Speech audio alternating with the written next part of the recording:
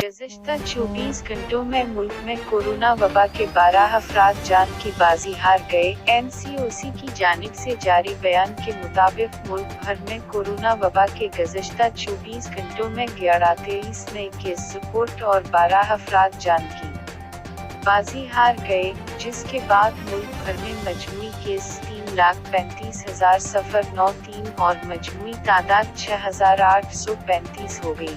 मुल्क भर में एक्टिव केस की तादाद 13,242 हो गई है।